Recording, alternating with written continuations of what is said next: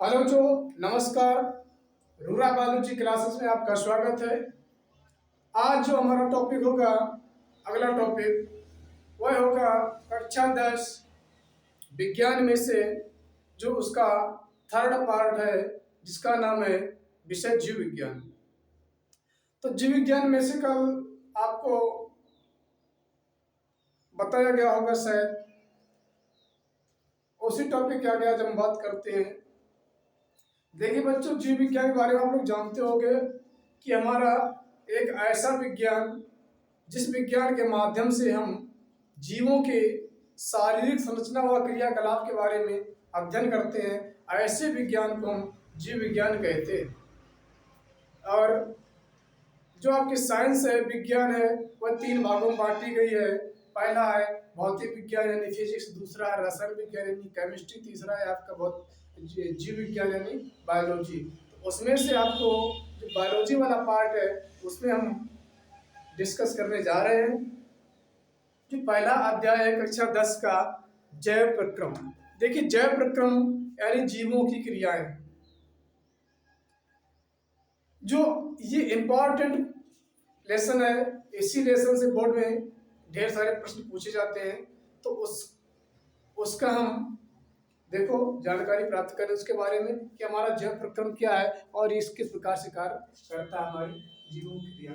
इसमें आपका लिखा है जैव प्रक्रम, लिखा है जैव प्रक्रम। देखिए, जैव का मतलब आपको मालूम होना चाहिए। जैव जैव का मतलब होता है जीव। क्या होता है? जीव। और प्रक्रम का मतलब होता है क्रियाएं। अब कौन सी क्रियाएं जो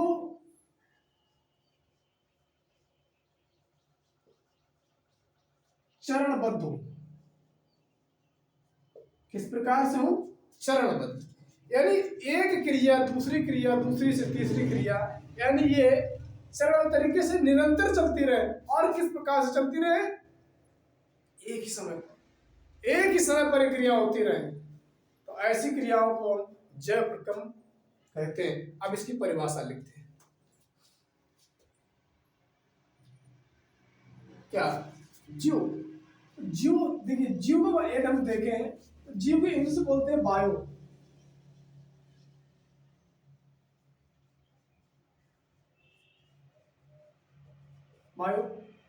ठीक। और सहजीव को बोलते हैं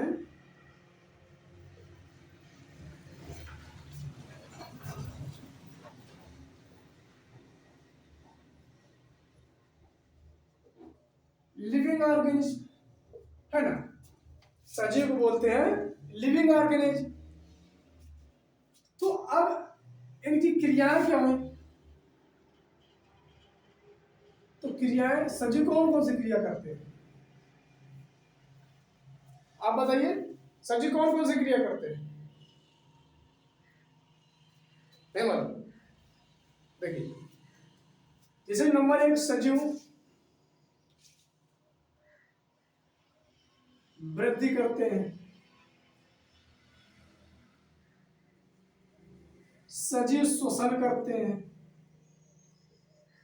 सजीव गमन करते हैं, सजीव उत्सर्जन करते हैं, है ना। सजीव परिसंचरण या संचरण करते हैं, पाचन करते हैं,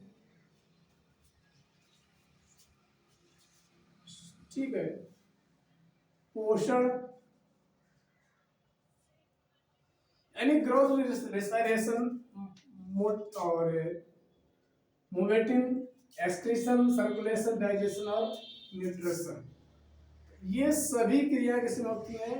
ये सभी क्रियाएं ये सजीवों में होती है। जो सजीव होता है वो सभी क्रिया करता है और निर्जीव किसी प्रकार की क्रिया नहीं कर पाता है। ठीक, तो अब हमें देखिए इसकी परिभाषा क्या होगी। अभी आपको बताया गया कि सजीव होते हैं, सभी क्रिया करने में सक्षम रहते हैं, और जो निर्जीव होते हैं ये क्रियाएं नहीं करते हैं। निर्जीव ये क्रियाएं नहीं करते।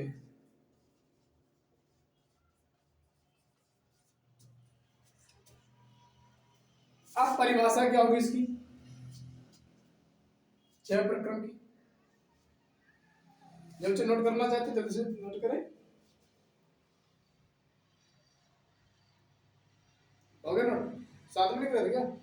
अच्छा तो देखते आगे।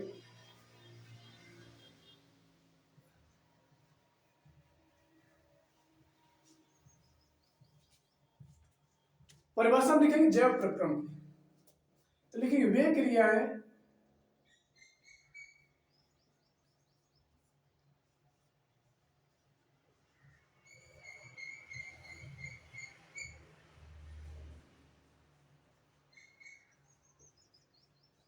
वे क्रियाएं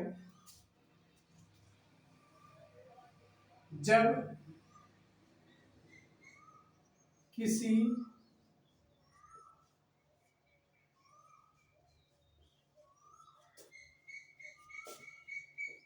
जीव के शरीर में निरंतर एक साथ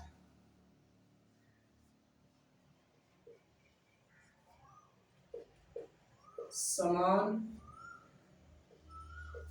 रूप से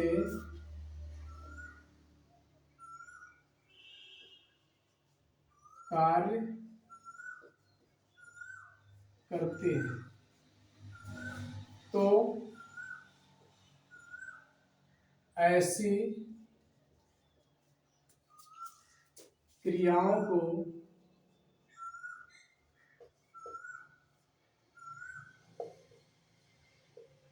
जैव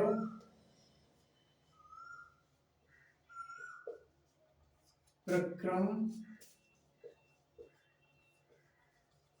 कहते हैं।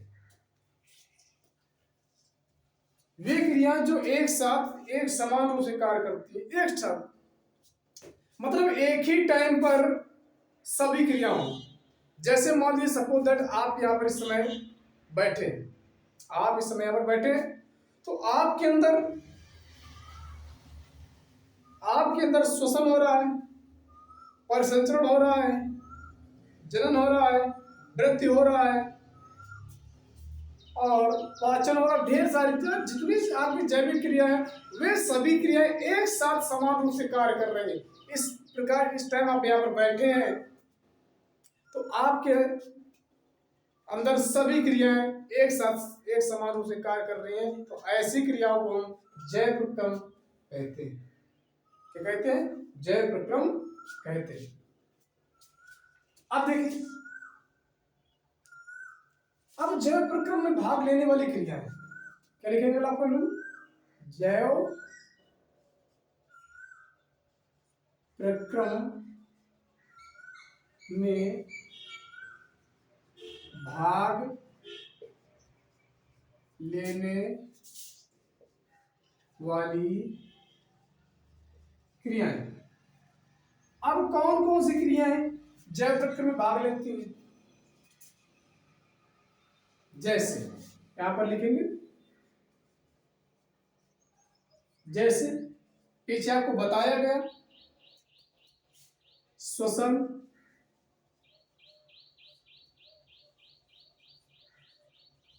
वृद्धि, गमन, उत्सर्जन,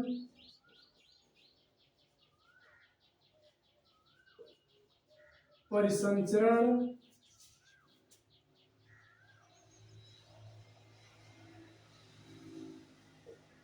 पाचन आदि और ढेर सारी क्रियाएं हैं, इतने का आपको बताया गया उदाहरण के हिसाब से। तो अब ये सभी क्रियाएं क्या हो रही है? देखो अब ये दो चार क्रिया लिखी गई हैं, ठीक। तो अब ये देखो सभी हमारे अंदर श्वसन भी हो रहा है उसी टाइम पर, वृद्धि हो रहा है, गमन हो रहा है, उत्सर्जन हो रहा है, परिसंचरण हो रहा है, पाचन हो रहा है। तो एक ही टाइम पर ये सभी क्रिया हो रही हैं, तो ऐसी सभी क्रियाओं को हम क्या बोलेंगे? जैव प्रक्रम। हाँ, जो बच्चे नोट करना चाहते हैं आप लोग नोट करिए, और जो बच्चे ऑनलाइन देख रहे हैं या पढ़ रहे हैं या पढ़ना चाहते हैं तो आप इसका स्क्रीनशॉट लें और वीडियो को देखें पूरा, तो समझ में आएगा। आप लोग नोट करिए।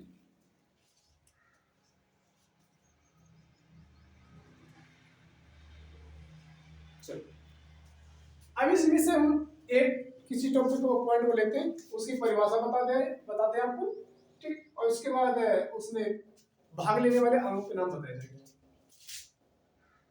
नंबर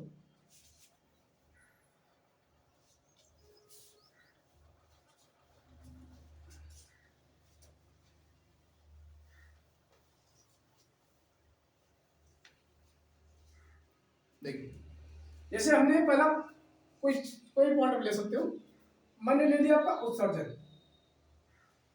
कौन सा पॉइंट?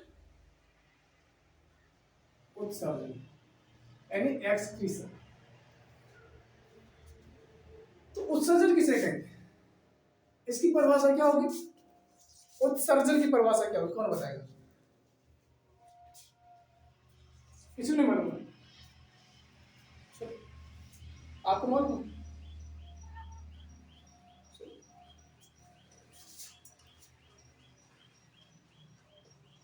शरीर से हानिकारक एवं अपशिष्ट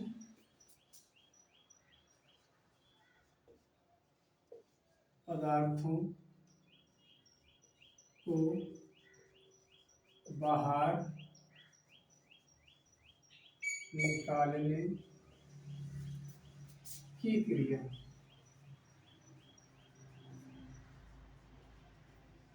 उत्सर्जन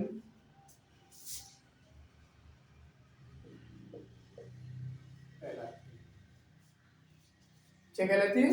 उत्सर्जन कहलाती है। शरीर से हानिकारक एवं अपशिष्ट पदार्थों को बाहर निकालने की क्रिया को उत्सर्जन कहते हैं। जैसे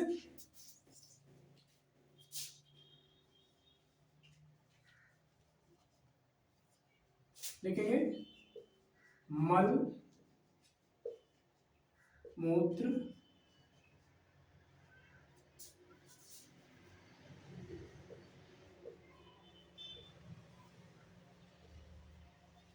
पसीना आदि।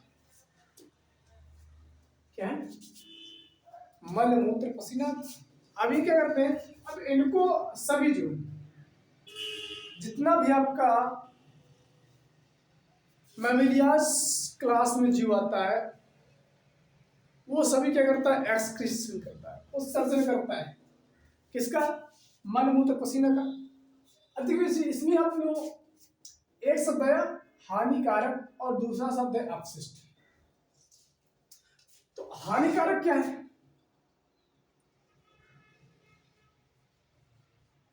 हानिकारक यानी वे पदार्थ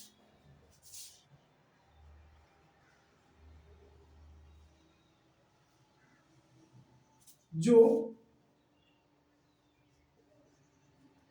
किसी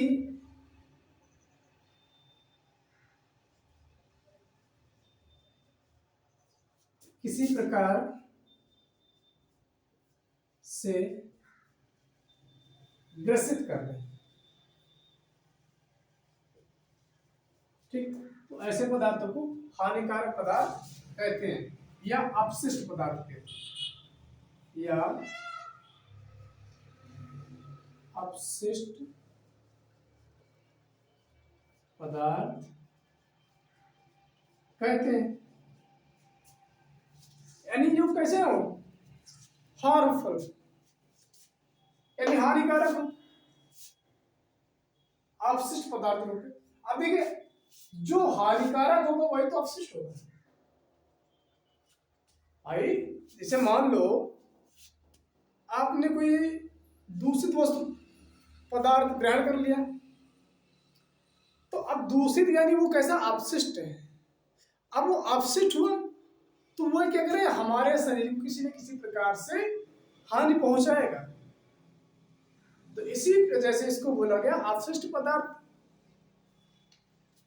तो अब देखिए, जैसे मानिए आपके मल मूत्र पसीना है, तो अब यदि आपके शरीर में रुक जाए, इनको आप आउट ऑफ बॉडी ना करो, एक्सक्रीशन ना करो, तो क्या होगा, तो आपका शरीर भी इन्हीं पदार्थों के गंदगी की वजह से हानिकारक प्रभाव हमारे शरीर में पड़ेगा। जैसे मान लीजिए हमारा मल है, मल हमारा एकत्रित कहाँ होता है, रेक्टम यानी मलाशय में। हम अपने मलाशय को सही से साफ ना करें, ठीक, तो क्या होगा, गैस बनेगी, अपच होगा, है ना, एसिडिटी की समस्या हो सकती है। तो एक कई सारे प्रॉब्लम्स बन सकते हैं आपके मल रोकने से। उसी प्रकार से मूत्र, यदि आप मूत्र अपने शरीर से बाहर ना निकालो तो क्या होगा, आपको गैस बनेगी, है ना, किडनी स्टोन होगा और आपके मूत्र मार्ग में सूजन हो सकती है। तो इस प्रकार से आपका हानिकारक होता है मूत्र। पसीना, यदि हमारे शरीर से पसीना ना निकले तो क्या होगा, टाइफाइड हो सकता है, शुगर बढ़ सकता है और बीपी हो सकता है। कई प्रकार की बीमारियों से ग्रसित होने के चांस हमारे शरीर में बढ़ जाते हैं। तो इसी प्रकार से वो बोला गया है, हानिकारक पदार्थों को आपसे बाहर निकालने के लिए वो उत्सर्जन कहते हैं।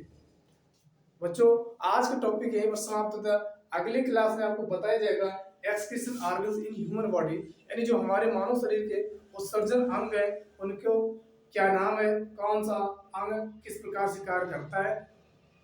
बच्चों, वीडियो पूरी देखें, लाइक करें, शेयर करें, कमेंट करें, और किसी प्रकार का प्रश्न है तो आप कमेंट के माध्यम से, या आप लिंक में हमारा नंबर दिया है, इस नंबर किसी प्रकार से आप संपर्क कर सकते हैं। और अगला टॉपिक कल क्लियर किया जाएगा। तब तक के लिए नमस्कार, जय हिंद।